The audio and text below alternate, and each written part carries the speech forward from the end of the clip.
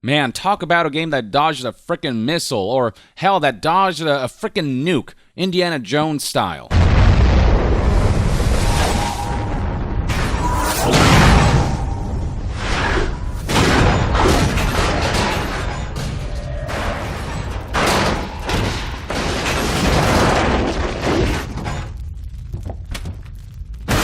So there's been some interesting insights surrounding the development cycle of Resident Evil 7 that's come to light because of this interview between Shinji Mikami and Jun Takeuchi, more like a conversation, less of an interview, looking back on 25 years of Resident Evil. This is uploaded on the official Biohazard YouTube page, and I'm surprised because what they reveal here is somewhat damning in regards to what Resident Evil 7 could have been until it was saved by the decision to not make it a live service.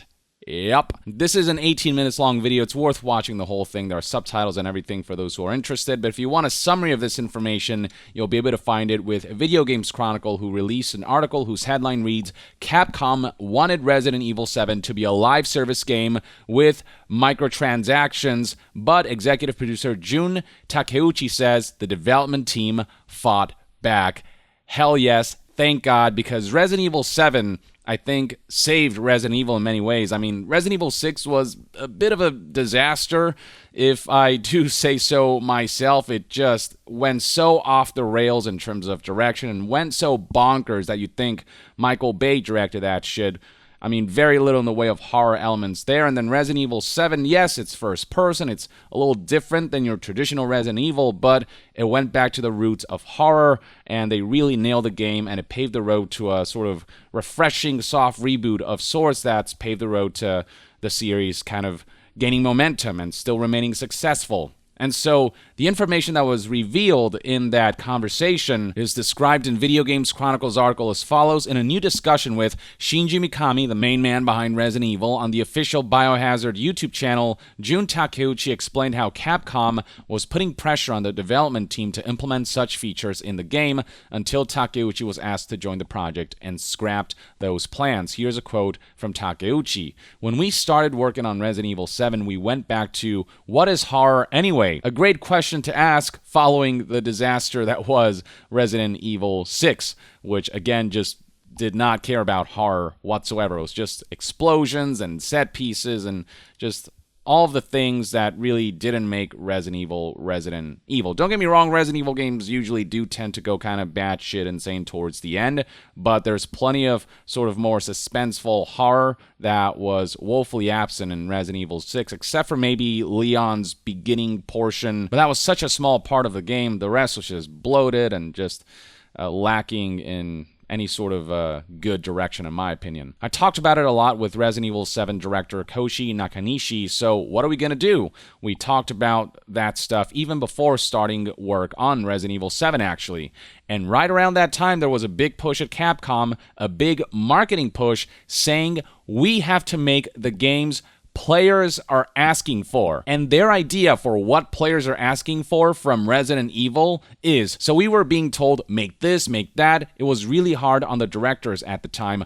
Online multiplayer this, downloadable content that, ongoing service games, microtransactions. Make a Resident Evil game that ticks all those boxes. No! And there lies the dissonance between developers who get an IP and executives who have no freaking clue what players actually want out of a franchise. Imagine the utter disaster that Resident Evil 7 could have turned out to be had it gone the microtransactions-infested live service route. One of the big issues with Resident Evil 6 was that it was overstuffed. It was almost too big of a project, too large scale, too many cooks in the kitchen, and it resulted in a bloated, inconsistent experience. And it sounds like Resident Evil 7 was headed in that direction, but with the added layer of microtransactions and live service elements that simply don't belong in a mainline Resident Evil game, period. If you want to make like a spin-off live service thing, whatever, okay, fine, we can tolerate that, but a mainline entry should remain just a single-player, standalone, campaign-driven, story-driven experience, and understand its roots. And this was really hard on the directors, as further highlighted here. Seriously, there were so many demands, those poor directors. Finally, our president, Kenzo Tsujimoto, stepped in. He'd heard about all the unsuccessful attempts at that point, so this is one of those unforgettable moments for me. It was January 4th, the first working day of the new year. The president called me to his office. Resident Evil 7 is in pretty bad shape, Takeuchi-kun. Step in and help make it. So that's how I ended up working on Resident Evil 7. Credit to the president of Capcom, an executive who had the sense to say, all right, what we're trying to do here, trying to check all these boxes of what we think players want out of Resident Evil 7 isn't working. The development of this game is a disaster. We need someone who actually cares about Resident Evil and knows Resident Evil to come in and do justice to the Resident Evil name. I don't even want to imagine what a live service, microtransactions infested Resident Evil game would look like. How do you turn Resident Evil into a live service? I mean, Resident Evil tends to be such a, in its best form, in its best shape, tends to be such a kind of confined experience. It's just not one of those things that is suited to be a live service unless you transform Resident Evil into something that it's just not. Resident Evil would completely lose its identity as this large-scale live service, shared world, whatever the hell they were going for initially.